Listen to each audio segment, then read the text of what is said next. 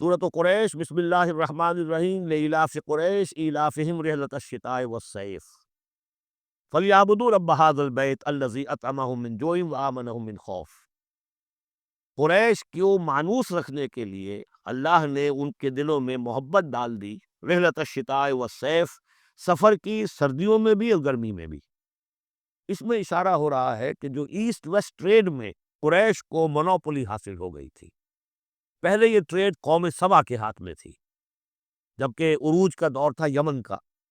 تو ہوتا یہ تھا کہ ہندوستان سے اور جاوا اور ملایا اور سماٹرا، بورنیو اور چین سے سارا جو سامان تجارت آتا تھا وہ یمن کے ساحل پر، کیونکہ نہر سویس تو تھی نہیں۔ اب ایک طرف وہ ہے فار ایسٹ، ایک طرف ہے یورپ، اور یورپ کو اور فار ایسٹ کو ملانے والے کوئی آبنائے نہیں ہے، پانی۔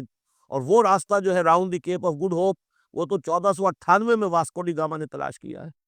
گویا کہ حضور کی بعثت کے 800 برس بعد۔ اس وقت کیا شکل تھی کہ سارا یورپ کا سامان تجارت آیا تھا فلسطین کے ساحل پر، شام کے ساحل پر، اور یہاں سے سارا مال آ کر اترتا تھا یہ یمن کے ساحل پر۔ تو کچھ عرصے پہلے تک، تو کوئی 150-200 برس پہلے تک حضور سے یہ ساری تجارت یمنیوں کے ہاتھ میں تھی۔ یمنی قافلے لے کر چلتے تھے، یہاں سے اس مال کو لے گئے وہ شام تک، پھر وہاں سے مال لے آئے، اور یہ ایک طرح سے گویا کہ ایسٹ اینڈ ویسٹ جو ٹریڈ تھی اس میں انہیں کی پوزیشن حاصل تھی۔ پھر جب سیل العالم آیا ہے، ان پر سیلاب آیا ہے، وہ تباہ و برباد ہو گئے، تو پھر یہی ایسٹ ویسٹ ٹریڈ جو ہے یہ قریش کے ہاتھ میں آ گئی، اور ان کو خاص طور پر پروٹیکشن یہ حاصل تھی کہ چونکہ یہ خانہ کعبہ کے متولی تھے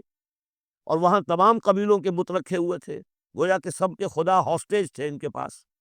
لہذا ان کے قافلے پر کوئی حملہ نہیں کر سکتا تھا، کسی اور کا قافلہ بچ کے جا نہیں سکتا، اس قافلے کو لوٹتے تھے بدو، اور اس کو یہ ہے کوئی حفاظت نہیں ہوتی تھی۔ لیکن قریش کا قافلہ بدو دور رہتے تھے کہ یہ تو خانہ کعبہ کے متولی ہے، اور اگر ہم نے ان کا قافلہ لوٹا، یہ ہمارا بت اٹھا کے پھینک دیں گے باہر وہ خانہ کعبہ سے۔ اس لیے انہیں اس خانہ کعبہ کی وجہ سے وہ پوزیشن حاصل ہوئی کہ انہیں تونگری اور دولت مندی حاصل ہو گئی، اور پھر یہ ایسا کرتے تھے، سردیوں کے زمانے میں یہ اپنا چکر لگاتے تھے یمن کا، اور گرمیوں کے زمانے میں جاتے تھے شام کی طرف، فلسطین کی طرف، کیونکہ وہ گرم علاقہ ہے تو وہ سردیوں میں، اور یہ چونکہ زیادہ ٹھنڈا علاقہ تھا وہ گرمیوں میں۔ لإلاف قریش، اس واسطے کے مانوس رکھا قریش کو، الافہم رحلۃ الشتاء والصیف، ان کے دلوں میں وہ الاف سے مراد کیا ہے کہ سفر جو ہے ان کا جاڑے کا اور گرمی کا، اس سے ان کو گویا کہ مانوس کر دیا۔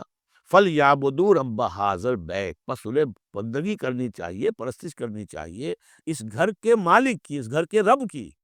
انہوں نے یہاں لا کے 360 بت رکھ دیے ہیں،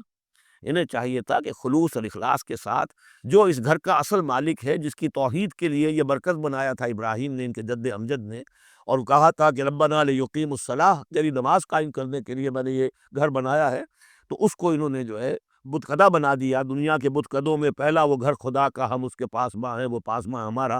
تو کرنا یہ چاہیے تھا الذی اطعمہم من جوع، جس نے کہ انہیں طعام پہنچایا اور بھوک سے نجات دی، انہیں غذا دی، انہیں دولت دی، وآمنہم من خوف، اور ان کو امن دے دیا ہے خوف سے، کہ ان کے قافلوں کے اوپر کسی حملے کا خوف اور اندیشہ نہیں ہوتا۔ بارک اللہ لی ولکم فی القرآن العظیم ونفعنی وإیاکم بالآیات والذکر الحکیم۔